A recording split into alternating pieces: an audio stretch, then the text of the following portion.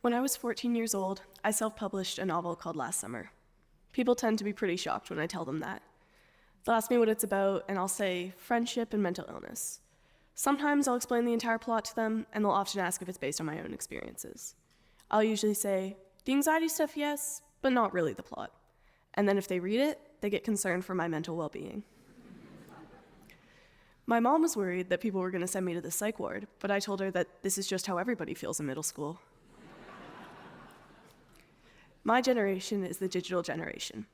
We are endlessly bombarded with images of people that are doing better than us at everything all of the time. It sucks. Everybody has opinions on how you're supposed to live your life, what you need to do to be happy. We are pitted against each other constantly, everywhere we go. Straight A report cards, 5 a.m. morning routines, perfectly curated wardrobes and glass skin. And we know rationally that it's not all real, that a lot of it is put on for the camera. But it's impossible not to feel bad about yourself when that is literally all you see every single day.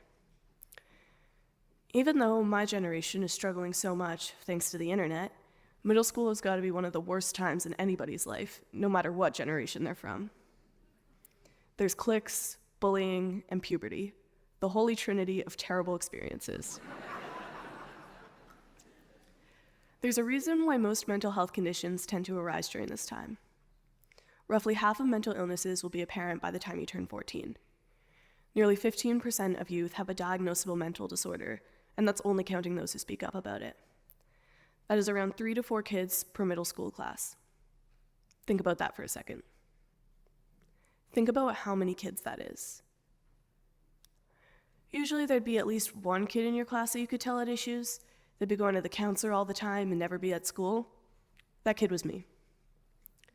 When I was 13 years old, I was diagnosed with social anxiety disorder and general anxiety disorder. General anxiety basically means I'm terrified to do just about everything. Social anxiety means I'm scared of people judging or even perceiving me, really. They are not very convenient disorders to have. In the spring of 2022, I basically stopped going to school. I would either have a panic attack and refuse to go, or I'd be forced to go and need to leave halfway through the day. The panic attacks were terrifying. I would feel like I was going to die, but be too frozen to ask for help. Nobody seemed to understand what I was going through. I would get through a full day of school, maybe once or twice a week. I continued like that for about 3 months. The school didn't know what to do with me. The principal sat me down and said, "What do you want to do? Because we have no ideas." It was great. Eventually, we decided that I would do half days and go see the counselor all the time. Somehow, that worked. I finally chilled out a little bit over the summer. I went to a psychiatrist who gave me my diagnoses and some antidepressants, and I got a therapist. Things got significantly better when I returned for 8th grade. However, better doesn't always mean good. I could get through a full day of school, but I would still have a panic attack if I was in a room with more than 30 people, let alone 700. I've always been a writer. Since I was 7 years old, I knew that I was going to be an author. I've written 1 billion books, and they're all some of the most unhinged stories you will ever read. When I was in grade 7, I stopped writing for a little bit. I didn't really have the mental capacity to do anything other than cry. You can laugh, it's okay. In grade 8, I realized that writing was a good way for me to work out what I was going through.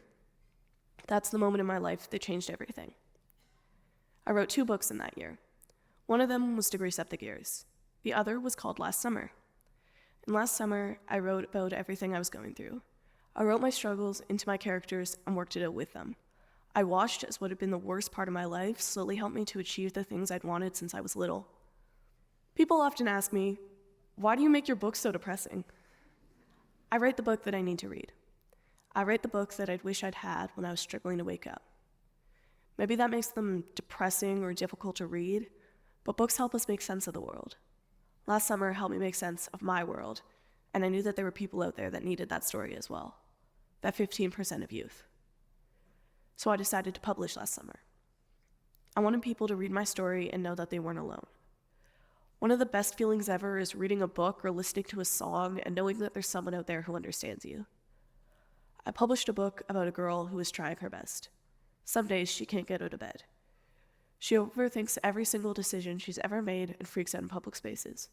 She's a normal teenager. I self-published it for a couple reasons.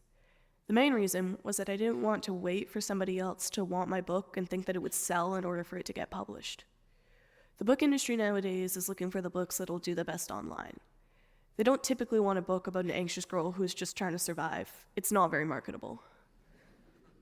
So I published it on my own because it's my story, and I knew that it can mean a lot to a couple people. And it did. All sorts of people reached out to me through social media to let me know that they loved my book, that it made them cry. Somebody from Denmark told me that it was their favorite book ever. I wrote this book to help me cope with my own struggles, but in doing that, I connected with people from all around the world. Readers have left reviews saying that they saw themselves in my characters, that it helped them realize that they weren't alone. The feeling of having that many people telling me that they love my story was a bittersweet one. I was thrilled that I could make an impact on so many people's lives, but it broke my heart that there were that many people out there that have gone through the exact same thing that I have. If you haven't gone through something like that, I guarantee you know somebody who has.